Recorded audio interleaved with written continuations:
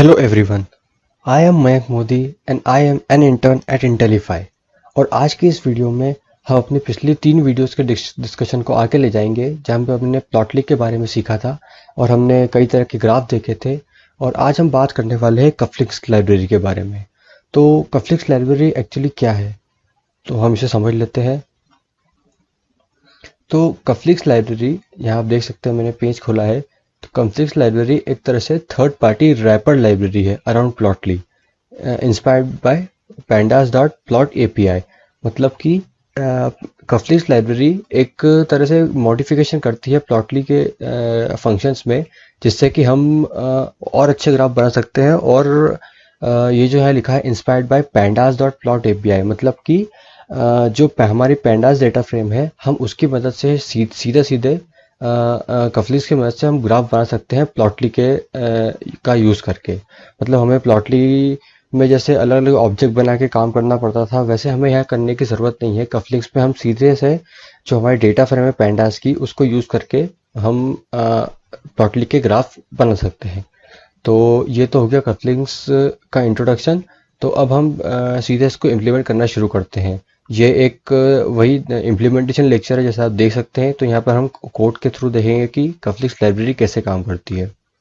Okay, सो सबसे पहली बात आती है कि हम कफलिंक्स लाइब्रेरी को इंस्टॉल कैसे करें। हमने प्लॉटली लाइब्रेरी भी इंस्टॉल करी थी, अब हम कफलिंक्स लाइब्रेरी इंस्टॉल करेंगे।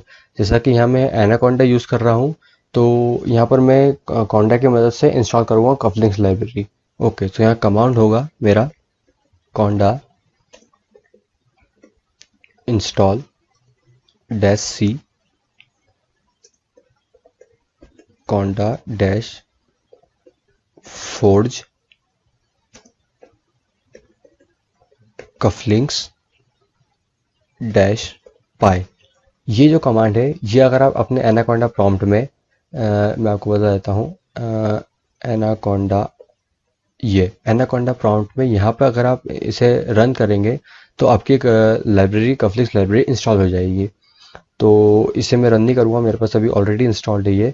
तो यहाँ पर मैं इसे रन नहीं करते हुए मैं इसे कमेंट आउट कर देता हूँ और अगले सेल पे आ जाता हूँ। ओके, सो इससे आप इंस्टॉल कर लीजिएगा। और अब हम शुरुआत करेंगे इम्प्लीमेंटेशन की। तो सबसे पहले हमें चाहिए प्लॉटली को इंपोर्ट करना है हमें। तो सबसे पहले हम चाहिए from Plotly dot offline import everything. आप अगर आपने मेरी पिछली वीडियोस देखी होगी तो आपको याद होगा कि हम ऑफलाइन वर्क कर रहे हैं। तो यहाँ हमें प्लॉटली डॉट ऑफलाइन यूज़ करना पड़ेगा, और उसके सारे फंक्शन इंपोर्ट करने के लिए हमने कमांड यूज़ करा है from Plotly dot offline import everything. तो अब हम यहाँ पर हमारी कफलिंक्स लाइब्रेरी भी इंपोर्ट कर लेते हैं। Import cufflinks as C F. Okay, so ये हमने यहाँ भी इसे इंपोर्ट कर लिया है। मैं इसे रन कर देता हूँ। ओके, तो ये रन हो चुका है, हमारी लाइब्रेरीज इंपोर्ट हो चुकी है। तो अब मैं एक कमांड यूज़ करूँगा, मैं आपको बता देता हूँ। C F dot set config file offline equals to true.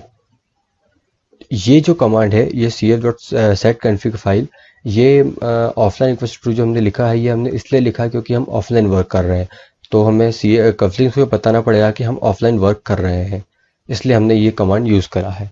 Okay, सो अगली प्रोसेस पे आते हैं।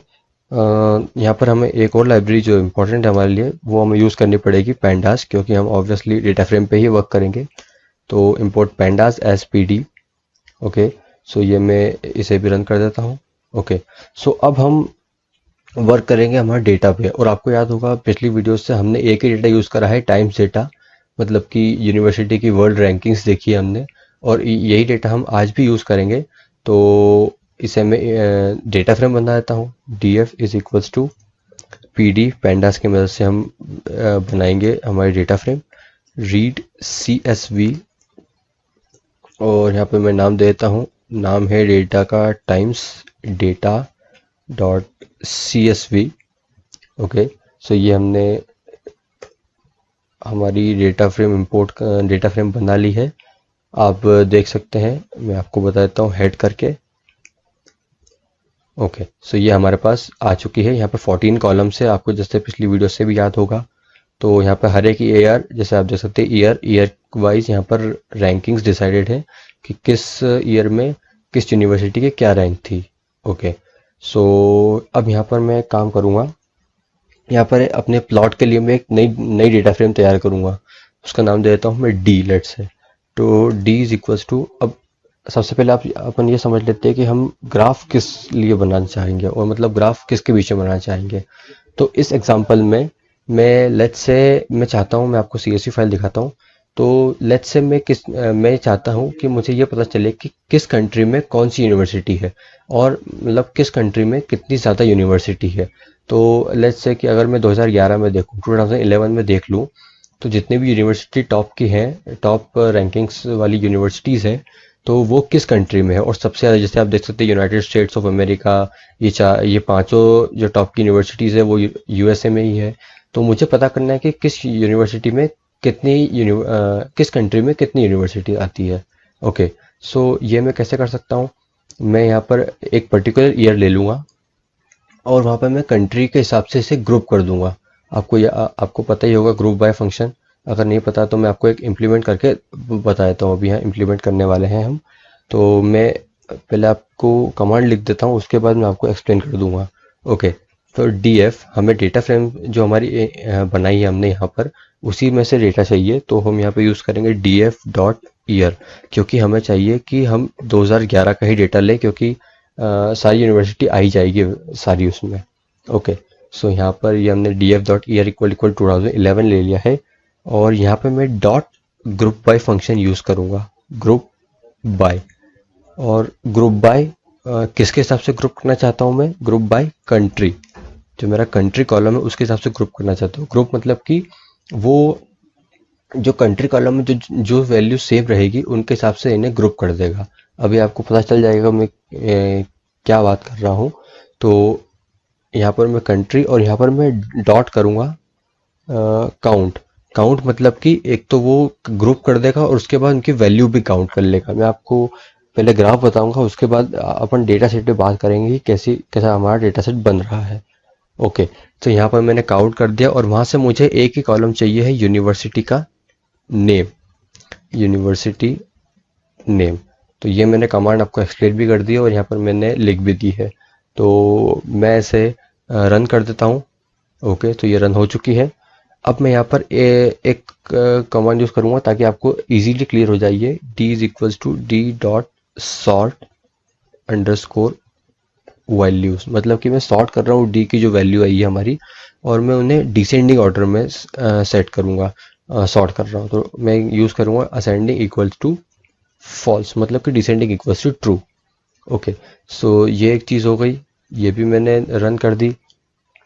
अब मैं सीधे से जो हमारी कफलिक्स लाइब्रेरी है वो हमें जो आई प्लॉट फंक्शन प्रोवाइड करती है प्लॉटली का, वो हम सीधे से यहाँ पर यूज़ कर पाएंगे। आप देखेंगे मैं यहाँ पर सिंपल सा एक फंक्शन लिखूंगा, कोई ऑब्जेक्ट नहीं बनाऊंगा, सिंपल फंक्शन लिखूंगा डी डॉट आई प्लॉट, और मैं यहाँ पर एक आर्ग्यूमेंट दूंगा काइंड इज इक्वल्स टू, मतलब किस तरह का ग्राफ बनेगा, तो ये बनेगा बार ग्राफ।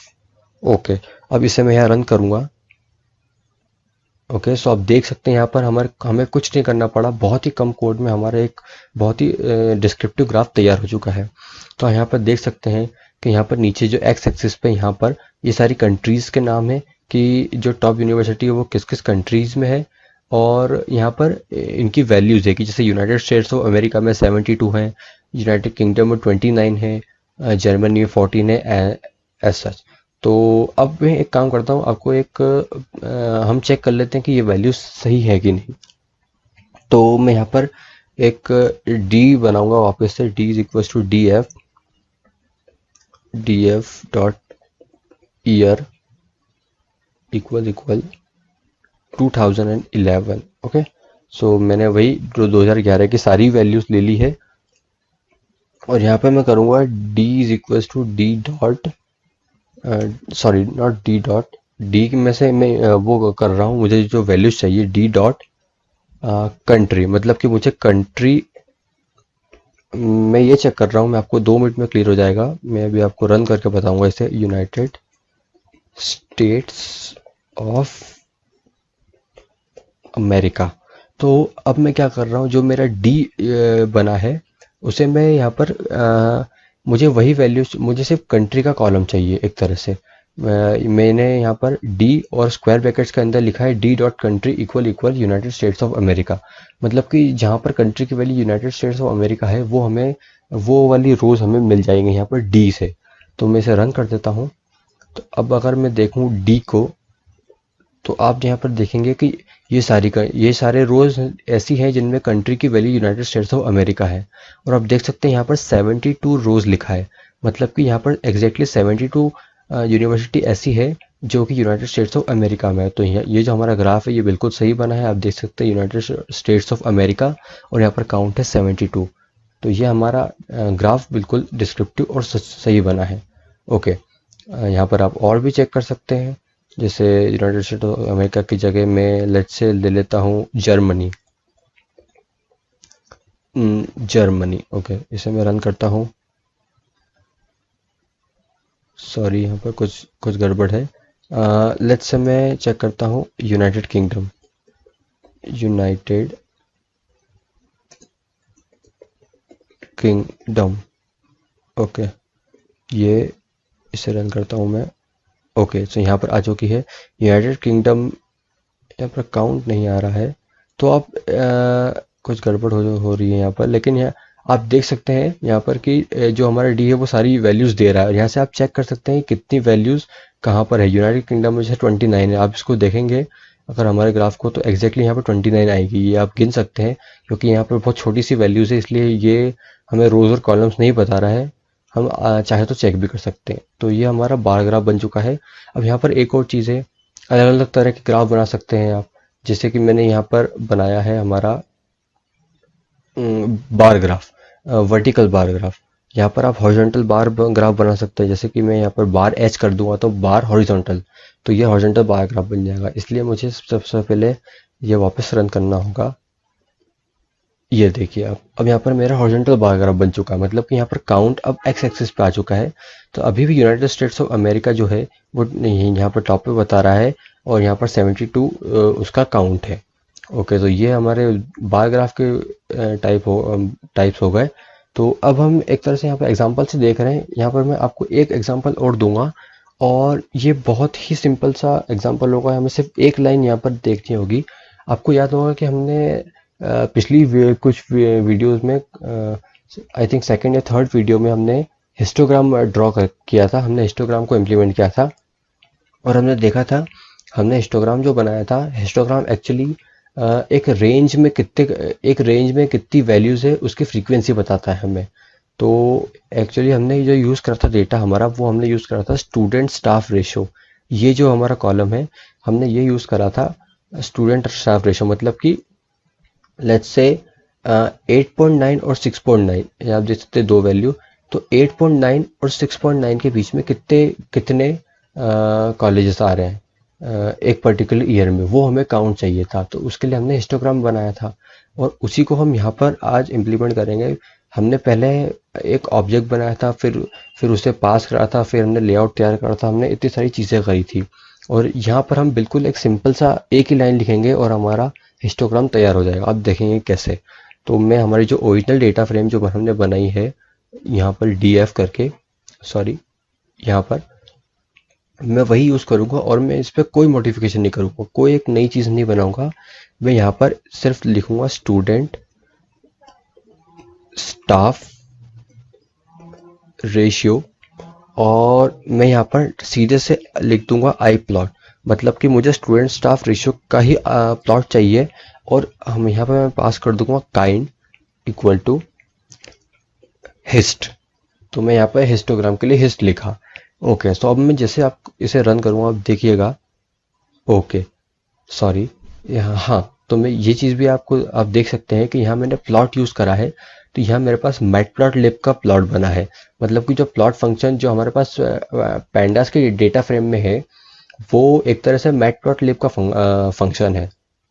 तो हमारे पास देख सकते हैं लिखा है यहाँ पर matplotlib.access। अब अगर मैं यहाँ पर iplot यूज़ करूँगा, ये जो फंक्शन है ये हमारे पास plotly का फंक्शन है और कफलिंग्स यहाँ पर यूज़ हुआ है।